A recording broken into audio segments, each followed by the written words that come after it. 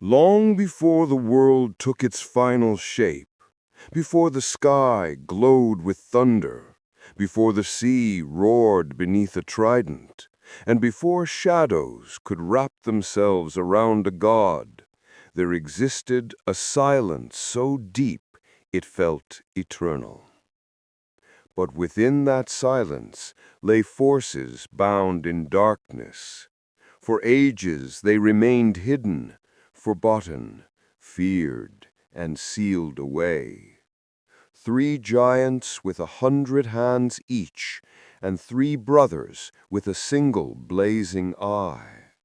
Their power was unimaginable, their imprisonment was absolute, and their freedom would change the fate of every god and every titan. This is the moment the balance of the cosmos finally shifted.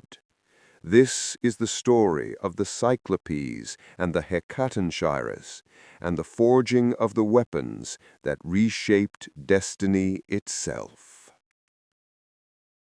In the deepest reaches of existence lies a place where light cannot endure. A pit so ancient, so silent, that even the gods feared to speak its name. This was Tartarus, a realm beneath the underworld, a prison designed not for mortals, but for beings capable of splitting mountains and shaking the earth with a single breath. It was here that the Cyclopes and the Hecatonchires had been confined. Not by choice, not by fate, but by the cruelty of those who feared their strength.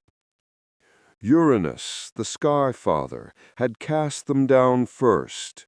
3 one-eyed brothers, Brontes, Steropes, and Argus, each with the skill to forge wonders and the might to create destruction. Alongside them, 3 monstrous siblings, Kotos, Briareus, and Gyges, the Hecatonchires, each born with 100 powerful arms and 50 heads, creatures whose presence alone could terrify even the proudest Titan. They were not monsters by deed. They were merely too powerful to be allowed freedom. And so they waited, buried in a darkness without end. Countless years passed. Stone walls grew around them like a second skin. Their breath heated the air like the core of the earth. Their anger simmered like molten metal. The world above changed. Titans rose. Mortals had not yet been imagined, and a prophecy whispered through creation. But within Tartarus, time meant nothing. Until the day footsteps echoed upon the stone. Zeus, young but resolute, had learned the truth of the imprisoned beings. His victory over Kronos meant nothing if he fought alone. The Titans were ancient, vast, and relentless. Their domain was established long before the Olympians' first breath. Zeus understood one thing clearly. To defeat the Titans, he needed power greater than theirs.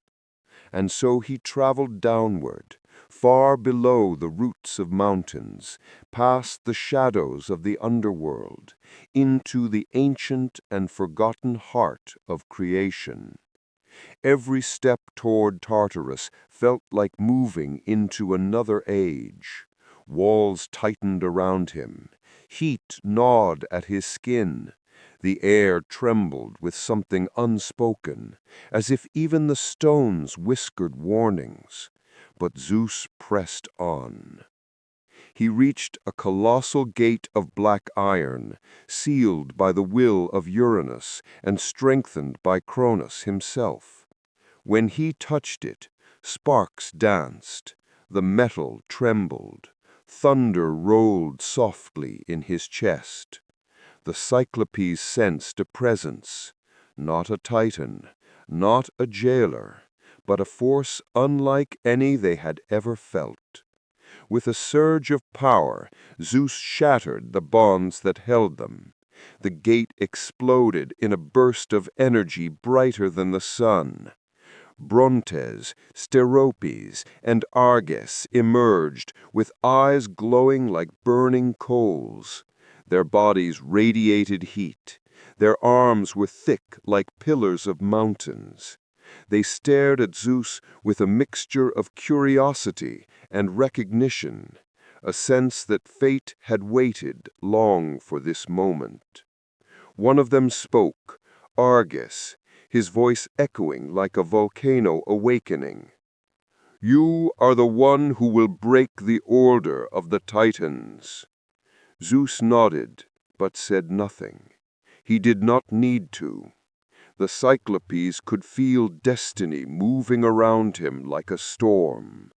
For the first time in ages, the Cyclopes entered their forge, an immense cavern filled with rivers of molten metal, hammer anvils the size of boulders, and braziers burning with eternal fire.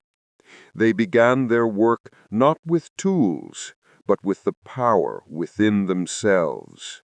Brontes struck his hand against stone. Sparks erupted into a cascade of brilliance. Steropes ignited metal with a single breath.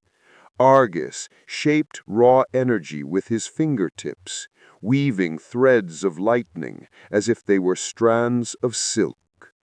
They forged a weapon unlike any other, a bolt of pure thunder. A shard of the sky sharpened into a spear, a storm bound into physical form.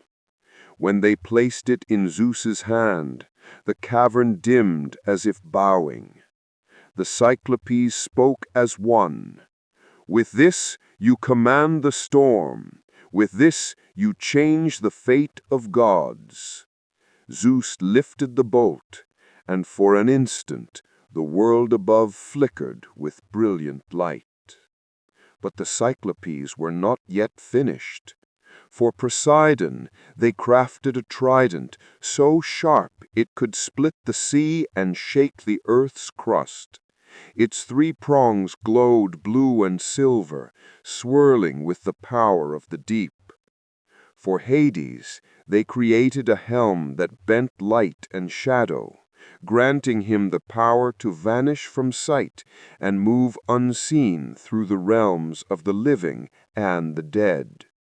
These gifts were not weapons of simple destruction. They were instruments of dominion, tools that aligned each brother with his future realm. Poseidon would command the oceans. Hades would rule the underworld. Zeus would take the sky. The Cyclopes bowed, not in submission, but in solidarity. "Together you can stand against Kronos." Deep behind the forge lay another prison, vast, ancient, sealed tighter than the first. Here the Hecatonchires waited in suffocating stillness.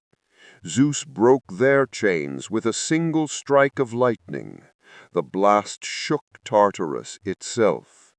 The 3 giants rose, each towering like a living mountain, each arm twitching with restrained fury. Their voices were storms trapped inside caverns. They knelt before Zeus, not because he commanded it, but because for the first time someone had freed them. Their oath would become the turning point of the war.